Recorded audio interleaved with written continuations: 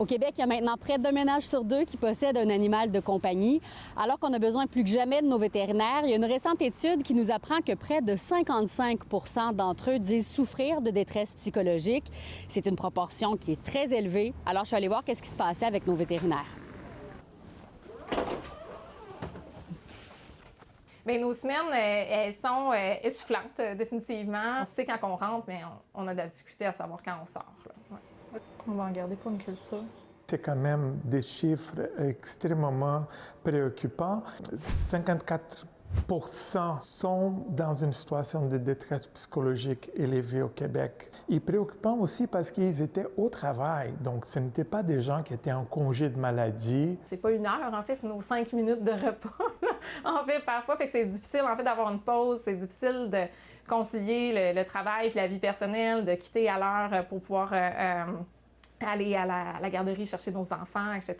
Fait que c'est un peu ça, en fait, l'enjeu. Puis il y a quand même une migration des médecins vétérinaires de la pratique à des domaines qui ont un horaire qui est plus facilitant. J'ai plusieurs collègues qui sont allés, mettons, vers du travail plus administratif ou vers l'ordre, vers, dans le fond, la santé publique, l'enseignement, etc. La recherche, elle a commencé pour essayer de comprendre la pénurie de la main-d'œuvre chez les médecins vétérinaires au Québec. Au fur et à mesure que je rencontrais et que j'interviewais les médecins vétérinaires, je me suis rendu compte qu'il y en avait une grande charge de travail. Il y a plusieurs choses. Il y a une pénurie de personnel qui a été confirmée avant la pandémie, mais qui a été aussi exacerbée, dans le fond, par les confinements, par le retard dans les soins préventifs, par la vague d'adoption des animaux. Il y a une demande qui est plus grande, en fait, pour les soins en général. C'est très préoccupant. Puis les horaires de travail sont pas aussi nécessairement faciles. Puis, nos vétérinaires, ils veulent offrir un service le plus accessible possible, mais ils se mettent beaucoup d'heures de travail le soir. Mais quand on regarde d'autres professions, si tu ne peux pas te disponibiliser le jour, tant pis.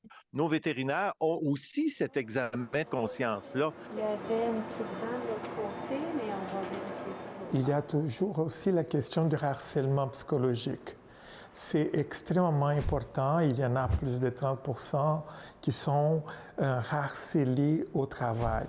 Il peut venir des collègues, il peut venir du supérieur hiérarchique ou ça peut venir de la clientèle. Même si on fait vraiment des efforts faramineux, on est confronté aussi de plus en plus à de la frustration de la part des clients.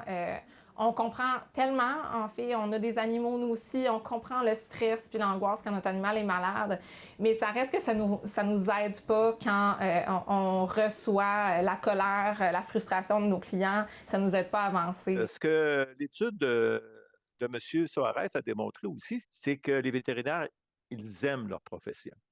Ils sont motivés à leur profession. Donc, si les conditions de travail s'amélioraient, ils ne penseraient pas à quitter leur profession.